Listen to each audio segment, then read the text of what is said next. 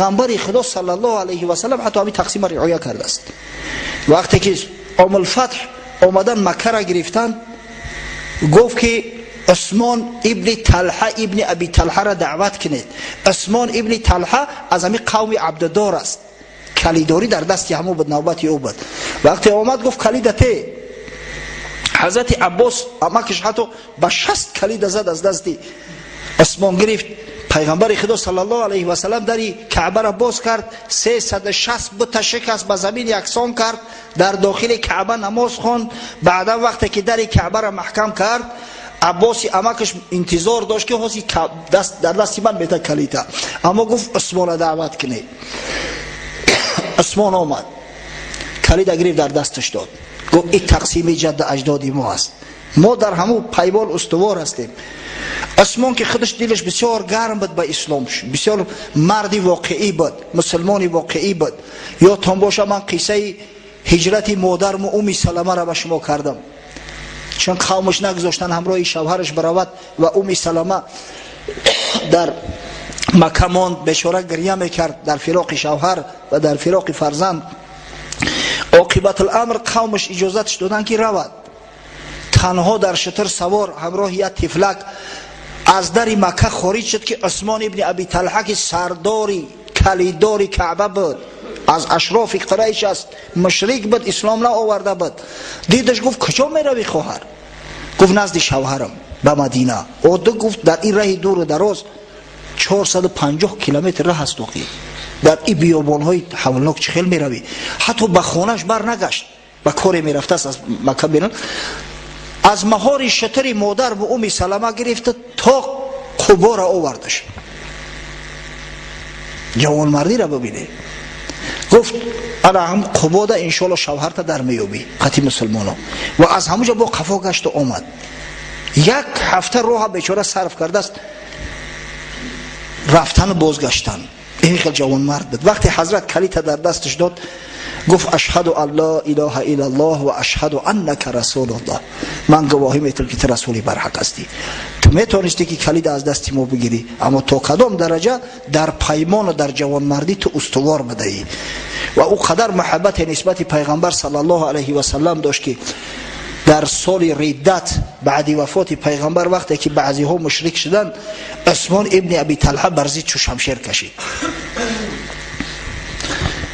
خب این بود یک قصه اندک در باره عربی مستعربه. ما میخواستیم در باره تاریخ دولتداری عرب ها با شما صحبت کنیم، اما ببینیم که وقت کم مونده است. ببینید از اما خاطر انشالله یک دولت چه براتون ذکر میکنیم، باقی مونده هاش با هفته آینده اگر خدا امکان که داد با مفصلا بیان میکنیم. در باره دولت یمن با شما صحبت کردیم که یمنی ها صاحب دولت بدن، صاحب تمدن بدن، عرب های یمن، و اصل عرب های عربه هم از یمن هستند. و 1300 سال قبل از میلاد عیسی علیه السلام اینا دولت تشکیل کرده بودند و همون صدی معرب داشتند. تا سال 340 میلادی به 3 زینه دولت شو تقسیم می شود، اما حمیری ها در سر قدرت بودند. در سال 340 با کمک رومی ها حبشی ها آمدن یمن را ضبط کردند و گرفتند.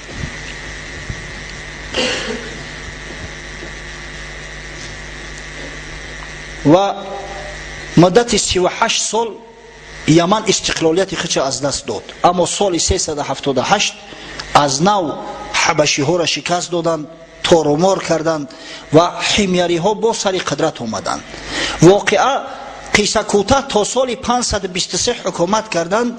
در سال 523 یکی از شاهان حمیری با نام زنوس عقیده و دین یهودی را قبول کرد. زنوس یهودی شد و این یهودی ها وقتی که یک کس در دام شغل توندن میدونه که چه فتنه ها میکنن. این مردم همین مردم فتنه هستند، وجود چو سر تا سر همه فتنه و مکاری است. شاهی یمن برزیدی مسیحی ها برانگیختند یهودی ها. عاقبت الامر به ملک نجران که همه مردمش همه سرنشیناش نصرانی بدن حجم آورد و مجبورشون کرد که دین یهودی را قبول کنه. حتی در تاریخ آمده است که خندق‌های بسیار شقره کندن، در خندق‌ها آتش گیراندند و هر کسی که دین یهودی را قبول نمیکرد در همون خندق میپرتوفتند. سوره بروج در قرآن بخونه مفصلا اومده است. قتل اصحاب الاخدود. گناهشان چی؟ گناهشان آن بود که عبادت خدا را میکردند، پیروی حضرت عیسی را میکردند که دینی برحق بود. یک نفر از همون آفت زده ها نجات یافت و بر روم آمد، نزد امپراتور روم و شکوه کرد از زویزن، از زونواس که این بدبخت مردم به کش یهودی دعوت کرده ایستاده است و هر کسی قبول نکند از نصرانی ها قتلش میکند، در آتش میاندازدش. امپراتور روم با نجاشی با شاه حبشه مکتوب نوشت که قصاص نصرانی ها را رو از زونواس بگیر و نجاشی امپراتور حبشه یک قشون عبارت از 70,000 نفر توسط راه بحری در کشتی ها نشانده به یمن فرستاد.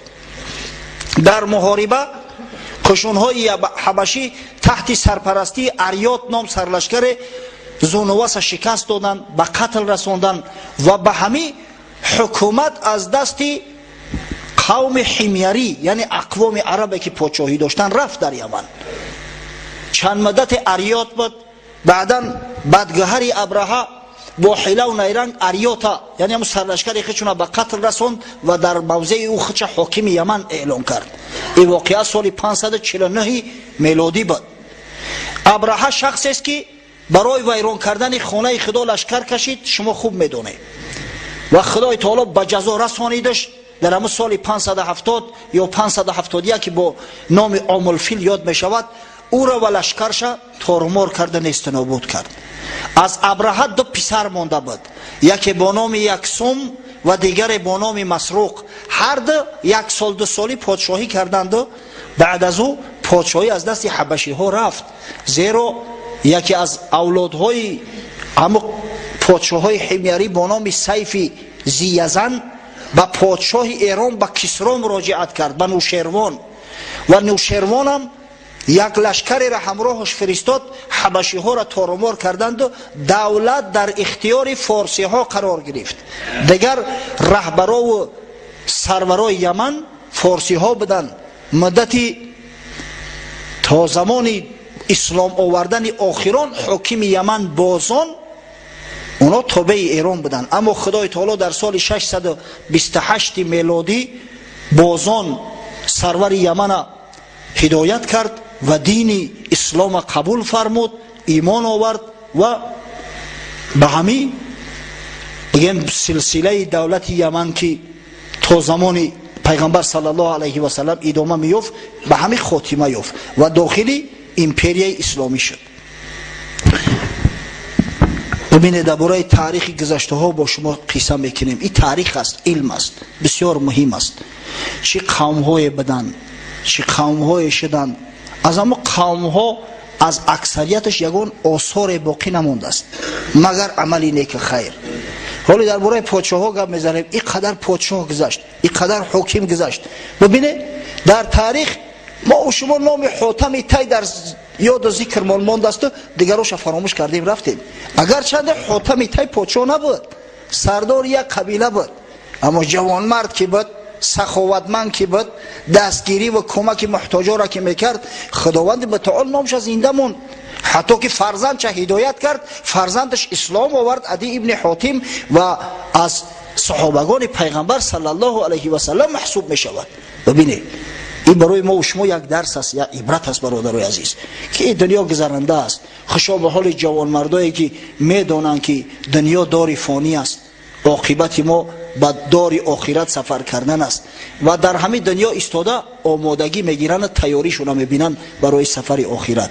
خوشا به حال جوانمردایی که در سر وظیفه و منصب هستند اما فراموش نمیکنن که مسلمان هستند، بنده خدا هستند، عبادت خدا را ترک نمیکنن، خدمت دین را ترک نمیکنن. باور کنه قسم به خدا اینها نامشو ابدالآباد زنده میماند، زیرا خدا هر کسی را که عزیز کند دیگر نام او را تعریق گم کردن نمیتواند.